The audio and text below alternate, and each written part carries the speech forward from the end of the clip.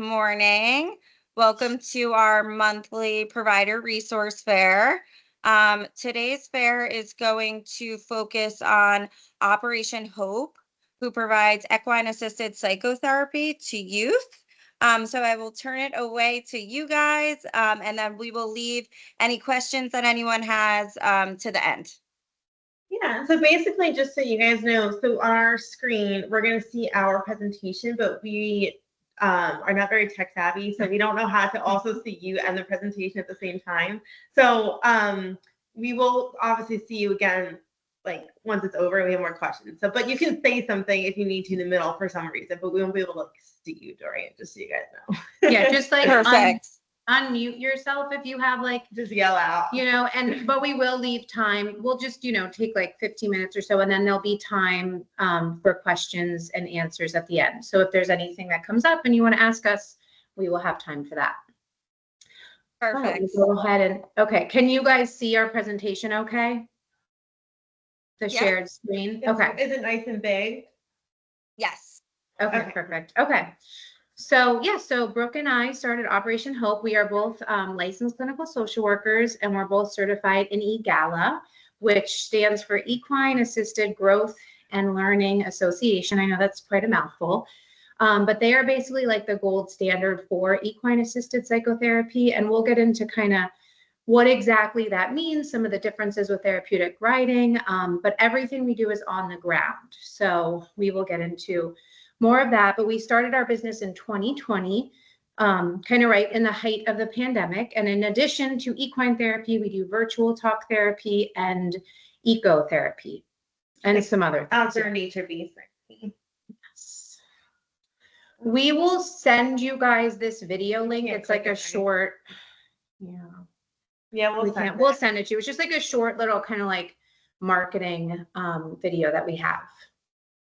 So yeah, we work out of rescue farms, which is pretty unique. We're not just working at a regular farm. So at the rescue farm, all the horses that we work with come rescued from, unfortunately, like traumatic situations. It could be from boarding situations, the racetrack, the Amish, abuse situations, neglect, breeding institutes, so auctions, all different places.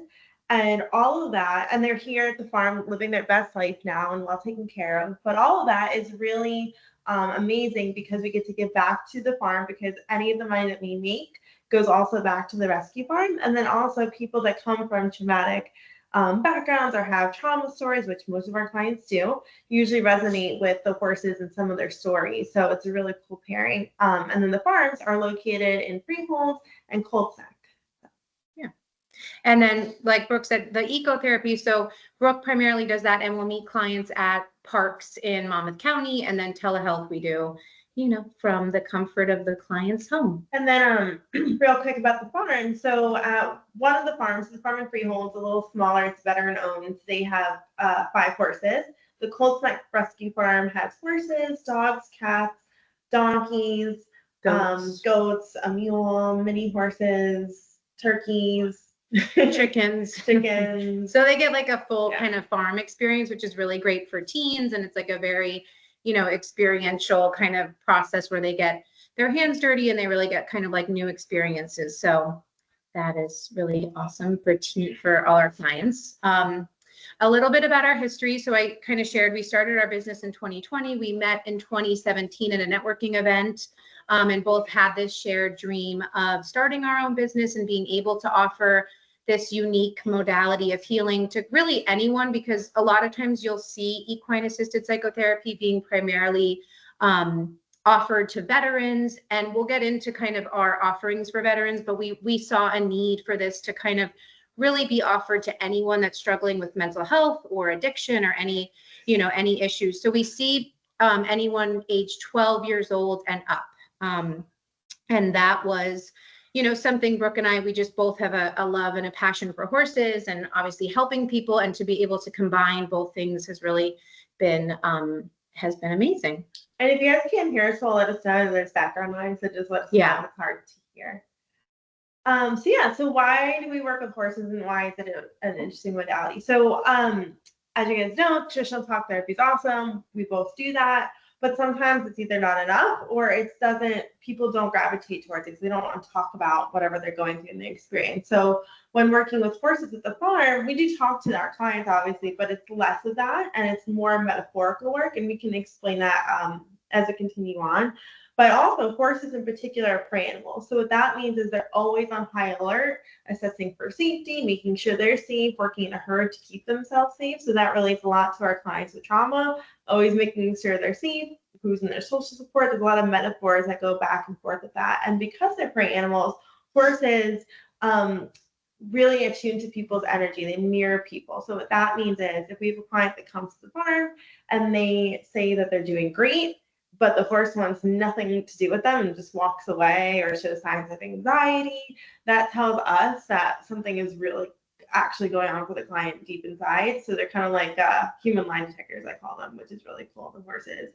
And we always want clients to show up the way they, show up that day, but it's a really good talking point because we can see actually what's happening. It's not just what they're telling us, which is really cool. So that's where the real-time feedback comes in, because the opposite is true too. If the client comes in and they're feeling really calm and grounded, we know horse behavior is going to show us that the horse is going to be calm and grounded, and we can tell by the horse how the client is actually feeling. So, yeah, and I think a big piece too we see a lot with teens is like just the ability to practice self-regulation and co-regulating with the horses is so impactful, because it's like you can talk about that and like whatever, process it in talk therapy, which is so important, but to be able to come to the farm and actually practice that and get that like real-time feedback with the horse where you're actually like co-regulating with the horse and they get to feel that is really so amazing. And horses are so sensitive. They can hear someone's heartbeat from 6 feet away. They can smell certain hormones that we're emitting. So it's really just kind of this like whole other dimension of healing that they're getting. And the non-judgmental part is that they're not judging, right? Yeah. So even if the horse walks away because they don't feel comfortable around the person, it's not anything against the person. It's just horses only know safety, right? So that would, like Sarah said, really forces the client to be grounded and use their skills that maybe they're learning in talk therapy in the actual farm. And the horses are not judging. All the horses want to do is be safe and be loved on, and that's it. So that's what's really cool for people too, is that they can tell the horses anything they want. It doesn't matter because the horse is just going to want to, love on them. And that's why we say that people, we don't require it, but we recommend people stay with their traditional talk therapist in addition to coming to see us, because we're not doing talk therapy. It's very different, experiential therapy. So it works really well together, paired together. Yeah, which is why we love partnering with CMO programs, because we know they're getting like care with you guys, and then to kind of send your clients to us as a supplement to the great work you're already doing is a really nice partnership. So collaboration. So just some benefits of equine assisted psychotherapy. Obviously the connection, a lot of empathy we're talking about, a lot of just like caring for others, caring for self, communication, all of these skills, again, like our clients are learning and practicing with the horses. Emotional regulation we talked about, but there are so many kind of scientific studies that show that just being around horses, or it lowers blood pressure, heart rate, it alleviates stress. And as our clients are connecting with the horses, they're actually releasing oxytocin and all these feel good hormones that they're like somatically feeling better when they're at the farm. Like for, it's sometimes like the 1 hour a day where they're feeling at peace or calm, or just like they're getting this like real experience, which is so powerful. It helps a lot with impulse control. We have a lot of kids and teens right now with kind of like ADHD. That we had this one client who came, when she first came to the farm, it was like Brooke and I were like literally chasing after her. She was like, opening gates, just running through the farm. And that was session 1. And we were like, oh, how is this going to go? But by session 2, 3, 4, it was like a changed person was showing up. She was able to self-regulate. She was able to listen to us. She was, because we had to kind of keep saying like, this is a safety issue and we need you to, be calm around the horses and not run. And it was just like so incredible to kind of watch this transformation with this client and the animals. And just, even the mom was just saying like how much calmer overall she is since coming to the farm. We do a lot of OCD exposure therapy. We have a lot of clients who come that, we had one client who came and wanted to kind of like keep running to the barn and wash their hands every like 10 minutes. And over time was able to, you know, extend the time. And so they're getting, again, this like exposure therapy at the farm. So that's kind of one piece. And then obviously confidence, self-esteem. We do a lot of leadership skills, a lot of, just different skills that they're getting in real time, which is so important for especially teens that may not be getting that outside. So. Yeah, and so basically with that, with like the self-esteem and self-confidence, so we do teach horsemanship skills logistically. So one of them is leading, meaning how to walk a horse. But within that, because we're therapists, we're obviously teaching a deeper lesson behind that. And in order to lead 1,000-pound animal, even with a lead rope, which is like the leash, it does nothing for anybody, right? Because they're bigger than us. They're not going to walk with us if they don't want to. So they have to have the body language and the energy and the mindset to get the horse to trust them and want to go with them. So it's a huge session of learning how to embody that. What does that mean to be a leader and in ourselves and in our life? So that's where like the metaphorical work comes in too. And then they can see the results or not, meaning if they really don't believe it, they're not going to go anywhere with the horse. If they're actually putting that in their body and knowing that they are a leader, they will walk and they'll see the results right in the session. So. Yeah. Sure. So our team, so it's Brooke and I, and as we explained, we're LCSW's EGALA certified, and kind of a unique piece of our EGALA certification. In that model, it's required that 2 professionals are in a session, and that's to ensure the safety of the client. So that's where the trained mental health professional comes in, and then an equine professional, someone who has like extensive horse experience and knows horse behavior and safety. So Brooke and I are duly certified, meaning we're mental health and equine specialists, which normally like you don't need that, but it's just kind of a nice benefit that we both know horse behavior, and we also obviously have the mental health licensure. So we consider the horses part of our therapeutic team. We really ensure their safety. We're always mindful of medical things, weather. We always kind of want to make sure that they're well cared for, that the clients that are coming understand that respect and that, caring for them. We do allow the horses to move freely in sessions. So we'll only use the halter, which is like a leash for the horses in certain activities and exercises, because we want the horses to really be choosing to partner with us. So we don't force anything. And that does teach a lot of lessons about autonomy and consent and other themes that come up. And then I kind of shared the considerations. A lot of these animals that come in have extensive medical issues. So sometimes they, a client may come to the farm, and especially the bigger farm where there's more animals, and a horse that was there last week may not be there because there's a lot of older or, medically compromised animals. So we do take all of that into account. Oh, and we do have Brooke and I, 2 therapy dogs in training. They passed their Canine Good Citizens, 2 months ago. So we're very proud of them. They're part of our team too. So here's where it can get a little complicated. A lot of people in our field, including therapists, don't know the differences of what we're talking about. So I'm going to kind of try to explain it. So a lot of people are really familiar with therapeutic horseback riding. So therapeutic horseback riding is horseback riding for kids and adults with special needs, learning how to horseback ride. So that's autism, Down syndrome, anything you can think of, physical disabilities as well. That I actually used to work in that in high school and college, and that is run by certified therapeutic riding instructors. So they're not therapists. They could be, coming from any profession and get certified to do those horseback riding lessons. That is not what we do. So that's therapeutic riding. Equine assisted learning is kind of just what it sounds like. There could be teachers running this program, really anybody that want to teach things with horses, like skills, but it's not therapy. And then, which is like team building, things like that. And then there's equine assisted psychotherapy, which is what Sarah and I do. It's all on the ground. There's no riding. And we're mental health clinicians. Like Sarah said, it's really unique that we're both therapists. Usually in equine assisted psychotherapy sessions, it's one therapist and one equine specialist, but we're both in this particular case. So we work on the ground, no riding, and we work with just mental health, people who have mental health issues that want to work through what they're working through. So I just want to make it clear, because we work with other CMOs, and still it gets really confused. Yeah. We get a lot of calls for people who are really low functioning, the autism spectrum, things like that, which unfortunately really doesn't work with this modality because it's a lot of metaphorical work, and it's very different than therapeutic horseback riding. So again, anyone ages 12 and older with anxiety, depression, family issues, personality disorders, anything like that.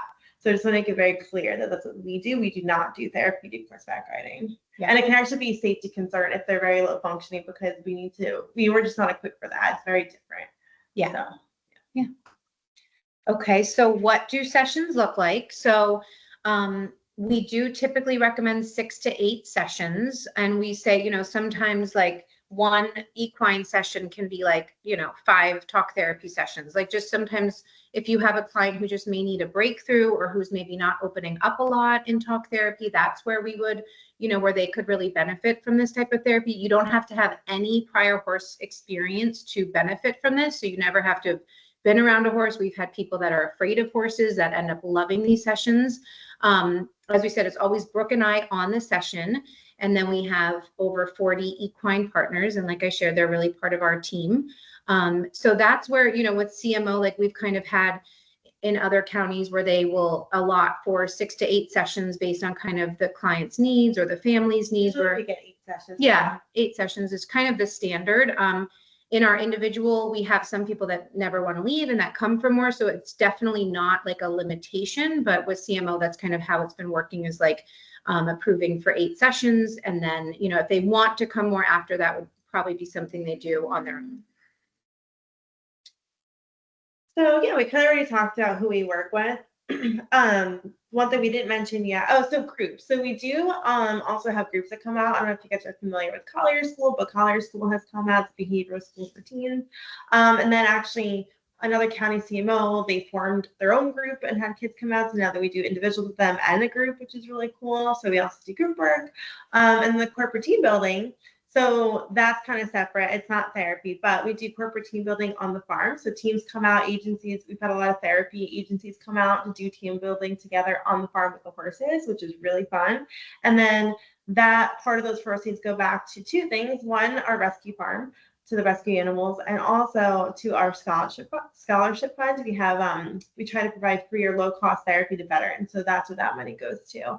And then we also do trainings. So for therapists or people who work in the therapy world, case managers, sometimes people want to come out, and it's always better. This presentation hopefully helps, but it's always better to come in person where you're actually like doing the sessions and we explain why we're doing what we're doing and how it feels and what it looks like. And those trainings, we also provide that as well. Yeah, so in the spring and the fall, we do a CEU training with Monmouth University, where if you're a social worker or LPC, you would get 3 CEUs. So, and that's all posted on our Instagram, which we'll share with you at the end. And yeah, Brooke shared this. So with our scholarship fund for veterans and their families, active duty, we do provide free or low cost therapy, kind of dependent on our funding at that time. But that is something, you know, we're always looking to partner with. And we've had Wounded Warrior Project come to the farm. We've partnered with other veteran nonprofits. So, and yeah, so we basically talked about all of this. Yeah. So. Yeah, and just kind of in terms of like the referral source of like knowing who to refer to us. I think, you know, kind of like Brooke was sharing, there was a lot of confusion with the other CMO about the therapeutic riding versus, you know, what we're doing on the ground, and just kind of being mindful that we are more like mental health, trauma, ADHD, anxiety, those type of themes are what you know, clients would really benefit in coming to the farm with us. And how it would work typically is, you know, the CMO the care manager would recommend this service to the family or individual, and then they would contact us, the family would contact us, and we would schedule. We do either a virtual or in-person intake. So we always do a traditional intake, and then the following sessions would all be at the farm. And, you know, we could work if a care manager wanted to discuss the case with us, we're always happy to do that. But that would basically be like, if you identify someone who could benefit from this, then you would then have them reach out to us to schedule the session. And they have paperwork to come. We always need help with getting. Yeah, and the paperwork, yes. The families don't like doing it. So there's our, we had a video shoot at the farm, so that's why our hair and makeup is all done up so nicely. But that is, Yeah, that's our Instagram. So we do post all our events on Instagram and Facebook. And then if you want to email us with any questions, and yeah, that's And really, then we're gonna pop back on so we can see you guys. Okay, so now I can see you, which is awesome. Yeah. We'd love to answer any questions that you guys might have or any comments. Well, that was amazing and so in depth. And I honestly think the most impactful part of the services that you're providing is just like how it also benefits the horses and like their past experiences, where they're coming from. It might be a shared experience with a youth. So I think that's just really truly impactful and beautiful. So thank you for sharing. Really amazing in-depth presentation. Yeah. One question that I had that came up was just for payment, and like, is it self-pay? Do you guys accept any insurance like on the family's behalf? Or I don't know if in your experiences in the past with working with CMOs, if it's more so like flex funds paying for this or what that looks like. That's a good question. So a couple of things. So unfortunately, in general, equine assisted therapy is not recognized by insurance. So no equine therapy program should be taking insurance. What I mean by that is, unfortunately, some therapists run their sessions through just like traditional talk therapy, but they're committing insurance fraud. So obviously, we don't want to do that. And then also something we forgot to mention real quick. Even if for some reason you find another farm for your client's farm for someone else, which is great. Like, we're not the only ones that do this. We are in Monmouth County, but not other counties. But anyway, is to make sure the sessions are always run by a licensed therapist, whichever modalities it came from, and then also a certified equine specialist. So the certifications you want to look for is the one we're under, which is EGALA or PATH. And there's a few other ones, but unfortunately, even therapists or just force people kind of just like hang a shingle and set up shop and say, hey, we do equine therapy. But you really have to do your research because it could be very dangerous if they're not certified through something. And that happens a lot. So just so you know, but that's the answer to your question. So because we don't accept insurance for equine therapy, for our normal clients, meaning not through CMO, it's self-pay. For talk therapy, ecotherapy, we do take Horizon. But for equine therapy, we can't accept insurance, it's self-pay. But through other CMOs we've worked with, they use their flex funding, or one other CMO had a huge grant that they received, and they use that money. And then when that runs out, they're going to use their flex funding. So it kind of depends on the CMO and what they want to get their funds from, right? yes. Yeah. Yeah. And we just provide an invoice, and then the CMO paid us through the flex funding. So, and that seemed to work out. And I think Monmouth County was going to do the same. So it was, it was, I think right now, yeah, there seemed to be like enough funding to cover the sessions. So Great. And yeah, this definitely demonstrates a lot of sustainability for the youth that we're working with, like following completion of these sessions.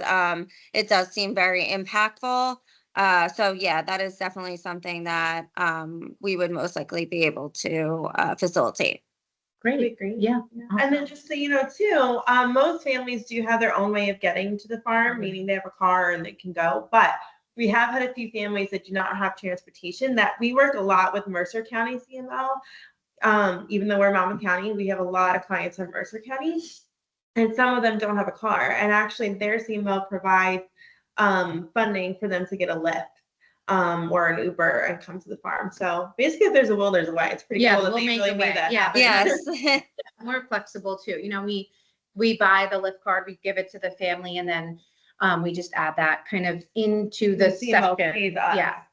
So Yes, I agree. Where there's a will, there's a way. We'll be Yeah, creative. get creative. Yeah. Any other questions or just takeaways or anything? Have you guys ever heard of this before, this modality, or worked with anyone with this? I just had a quick question. Yeah. I've definitely heard of it before. Haven't worked with it myself or connected a family to the resource. So it's really nice to hear a little bit more in depth and how we could go about connecting our youth and families. I just wanted to confirm, is the age typically 12 years old and above? Is that right? I think I saw it in the Yeah, presentation. it is, but we have had some like 9, 10, 11-year-olds kind of, and it has worked, like depending, I'd say like kind of case by case, like if they're a little, like I think right now we have like a 9, a 10-year-old. So yeah, but I'd say below 9 would probably, and if they're younger than that, it just becomes more of like a petting zoo experience. It's not as therapeutic.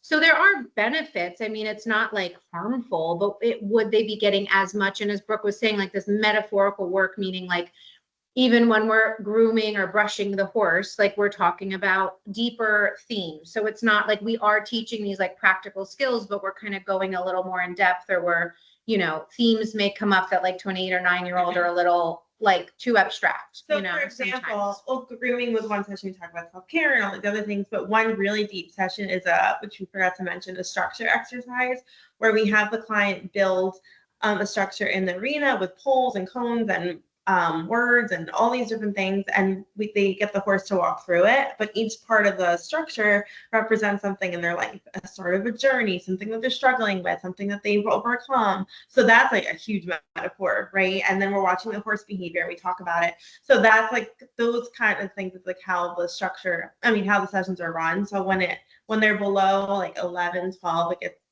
a little hard. Not impossible. It's not impossible. Yeah, but we're, kind of case by case, and what if you deem the client appropriate or that they could really benefit from that. Like a really mature 10 or 11-year-old, and you think, and we have had like high functioning autism spectrum, and that has worked well. The lower functioning is a little challenging just because it's not, like Brooke was saying, we're not totally equipped for that. And they would probably benefit more from the therapeutic riding. But we have worked with high functioning and have had success therapeutically. Really want to work on like social skills. Yeah, social skills, empathy, confidence, those themes seem to work really well with that population. So, yeah. Thank you. I do just have one more question, I promise. Do you have a preferred method of contact? I'm just thinking if a care manager has a youth and family in mind, wants to talk about what they're looking in terms of like treatment goals, just seeing if it might be a good fit for them and what they could tell the family. I know you do an intake, but even prior to that, is there email or phone call preferred to kind of go over what we're looking for? You can email us at the email that was on is it still up here? Hold on, let me just check the presentation. Yeah, so this email works. And then also I can give you our work phone number. I still don't have it memorized, but I can give you that as well. I'm going to put that on that slide. Yeah. So if you want to write it down, then I'll also send it in that email. Yeah, if you guys want to send it over to me. 732-497-8078. So we can leave that up. Yeah, and our website is, we're getting a new website made, but there will be like a way to contact us through the website, but email, cell phone, Instagram, not really through Instagram. Yeah, I was gonna say email or phone number is best. Instagram is more just for like our events and reels that we make our intern do. So, any other questions? Is there any confusion the difference between us and therapeutic riding? No. Okay. No, but I'm honestly really appreciative of you guys laying that out and how you demonstrated like the different types, because honestly, I wasn't aware of all the different types. Yeah. So I think that was really beneficial. Good. Yeah, most people aren't, so I feel bad. Yeah, we get that question probably every day. And so even after we explain it, still people don't get it. It's okay. It is confusing because if you're not like in that world, or if you don't know, like we get it. It's a nuance. So but we really want to like help the community and serve the community, so we do really rely on like obviously the case managers and people who work with the families to give the message out, because obviously we have no way of telling the families that we exist. So that would be amazing if you guys spread the word. And then I know you're in Ocean County, but we have people come from an hour away, so it's really, and we're not that far from like Tom's River and things like that. Yeah, we're not that far off the Parkway 18. Yeah. And we have a lot of youth in like Northern Ocean. So it wouldn't be too much of a stretch to get them there. So especially because it is so unique. Yeah. Well, thank you guys so much for your time, for this amazing presentation. If you want to send me over the brochure and anything else, maybe the YouTube link, so I could send that out along with the recording to our staff. And then I'll put the contact information in the email as well, so they could reach out directly if they have any like specific questions. Okay, Thank you. We wonderful. really appreciate the opportunity. I also want to say it's really great that you guys have these meetings and allow people to come in and present, because we've worked with other CMOs that don't even have this modality. Like, we've asked to present, and we're like, we don't have that. And I'm like, oh Yeah, no. So that's it's really great. cool. You guys are Yeah. very organized and you have a time slot for this, which is great. Yeah, thank you. Oh, thank you guys. Thank you. Looking forward to future collaborations. Yeah, definitely. thank you Too. so much. Take care. Yes. Bye. Have a great day. Bye. Bye.